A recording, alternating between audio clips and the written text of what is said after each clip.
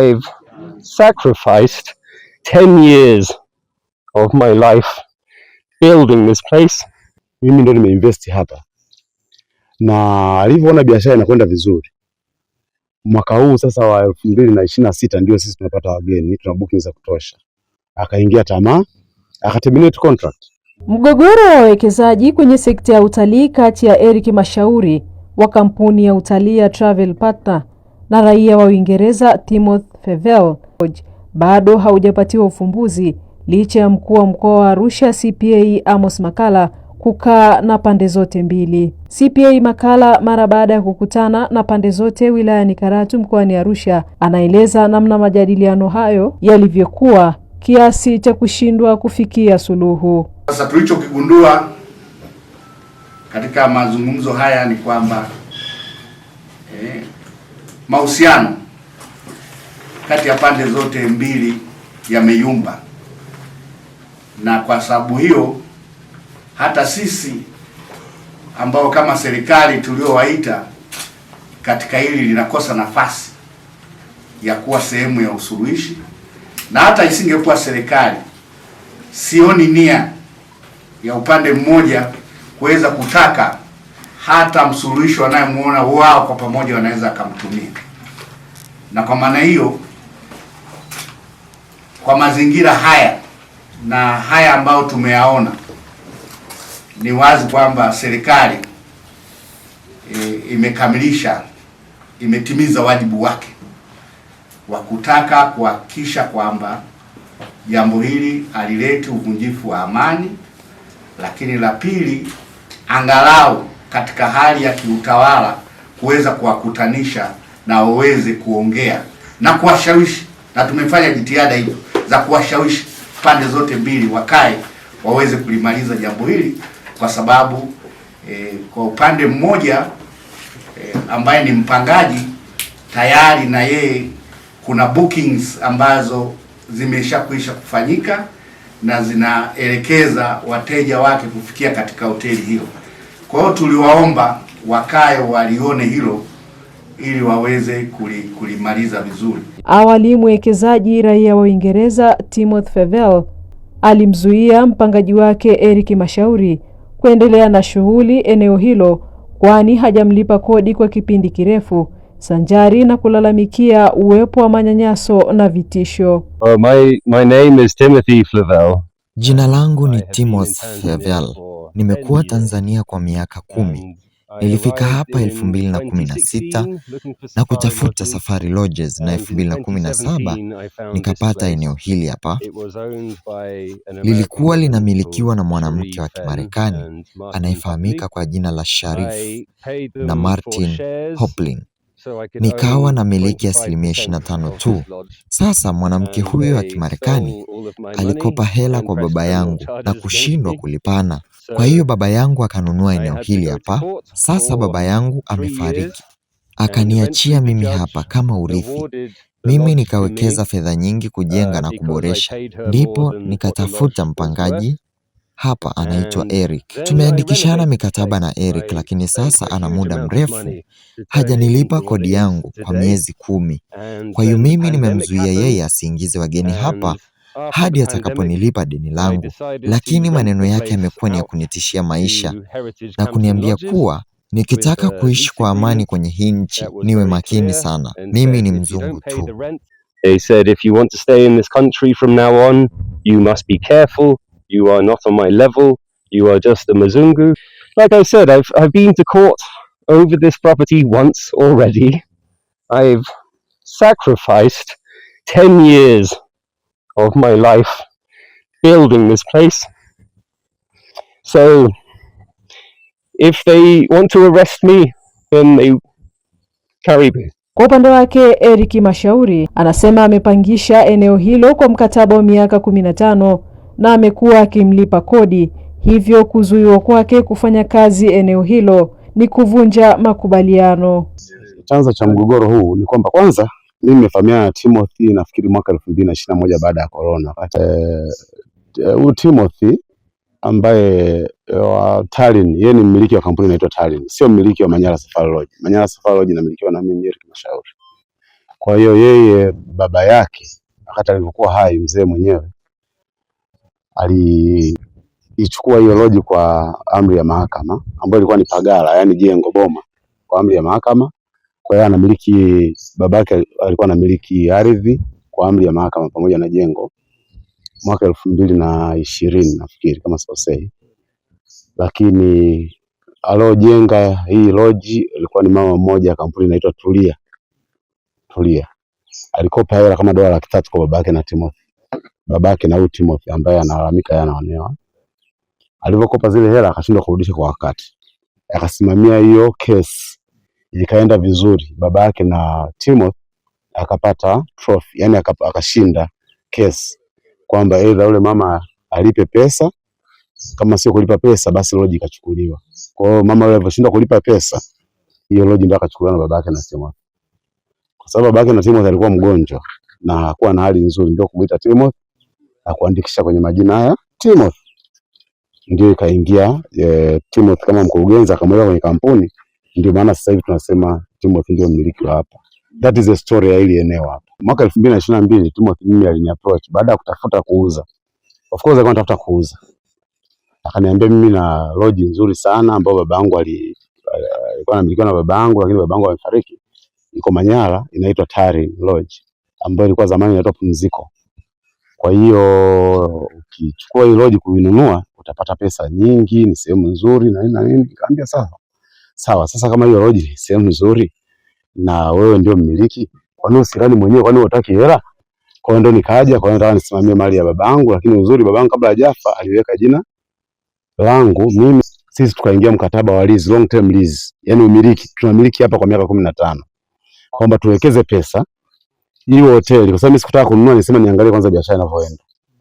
Na miaka yote kwa kweli mitatu ambayo nimeendesha hapa, nilikuwa naendesha kwa kutoa hela zangu mfukoni.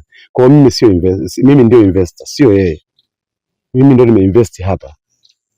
Na alivyoona biashara inakwenda vizuri, mwaka huu sasa wa 2026 ndio sisi tunapata wageni, tuna booking za kutosha. Akaingia tamaa, akaterminate contract. Sisi tunavyoongea sasa, sisi ndio wamiliki na wenye haki ya kuendelea kuoperate hapa.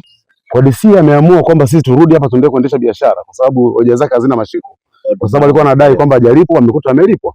Na tumeonyesha na hizi risiti zote za benki zote mpaka hela ya mwisho amepokea Disemba. Eric Mashauri, kama ambavyo umesikia, ni mkurugenzi mkuu wa kampuni ya Travel Partner hapa Tanzania.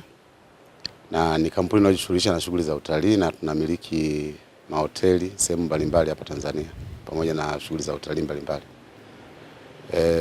Huyu Mr. Timothy ambaye ameonekana kwenye vyombo vya habari, social media hizi, akiwa akitafuta sympathy ya wananchi, kuonekana kama ameonewa.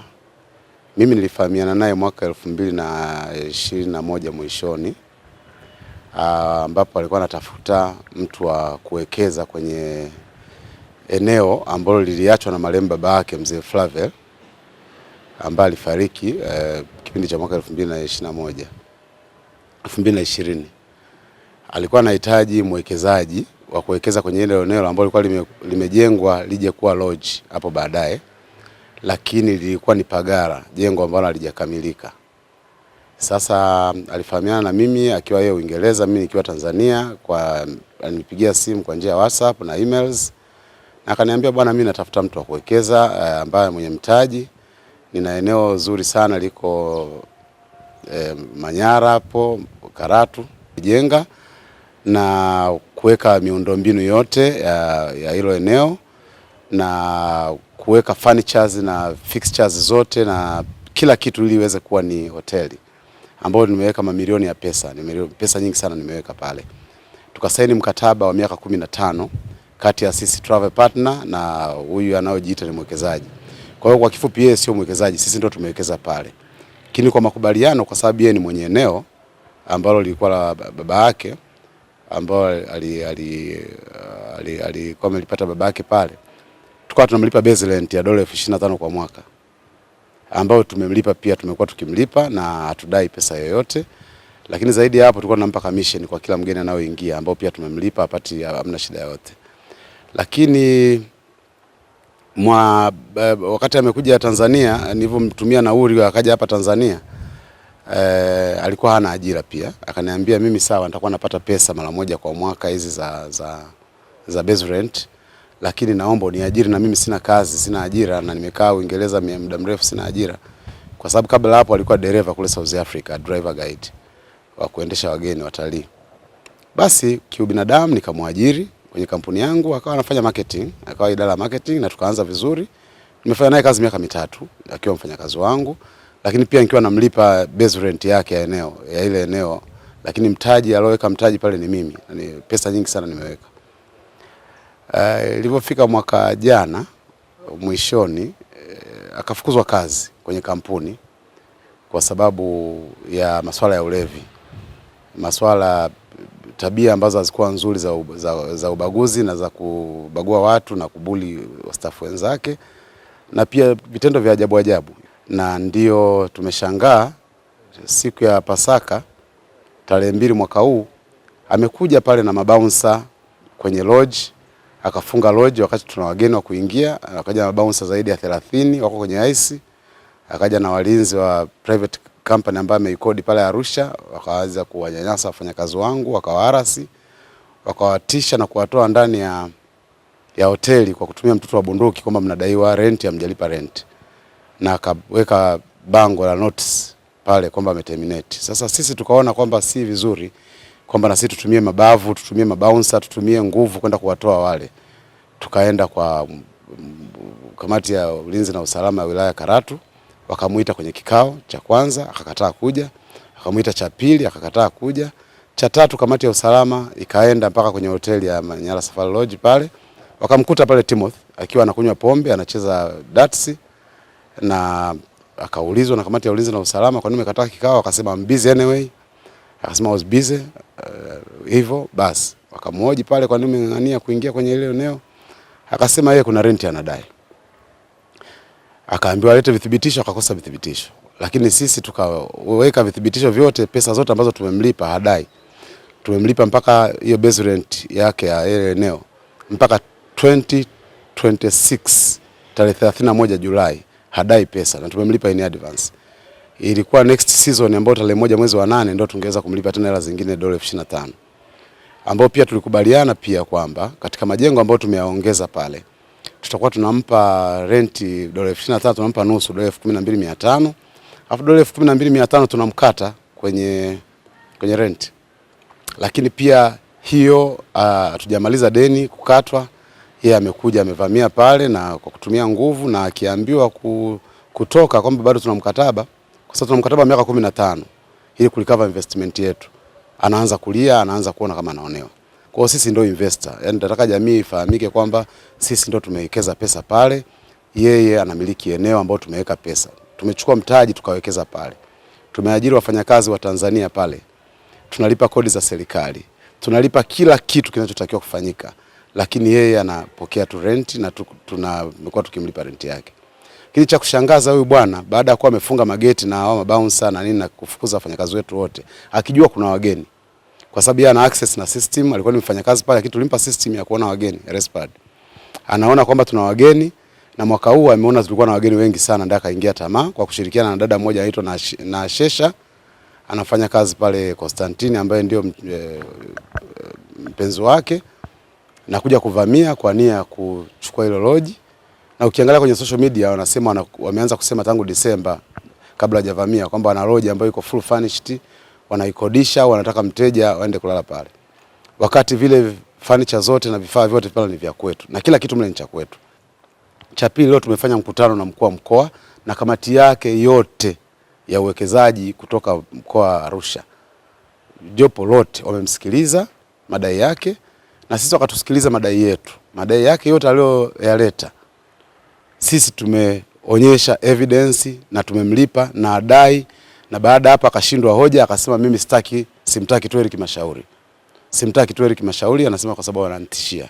Lakini mimi sijai kumtishia chochote wala nini, ila nilimwambia kwamba tabia za vitendo vya ajabu anavyofanya sio vitendo vizuri. Naitwa Elias Kasitila na mimi ni mkuu wa kitengo cha rasilimali watu na utawala wa group ya Travel Partner na makampuni mengine yote.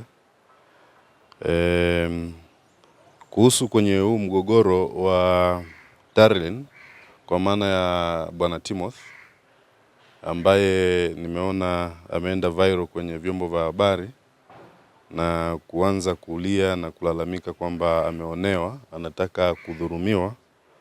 Nafikiri nimeona hizo taarifa na nimeleta hisia nyingi, lakini mimi ningependa kuzungumza tu machache kulingana na jinsi ninavyolifahamu hili jambo na ninavyomfahamu Timothy. Wakati yuko kazini niliona vitu vingi vya ajabu ambavyo amekuwa akifanya.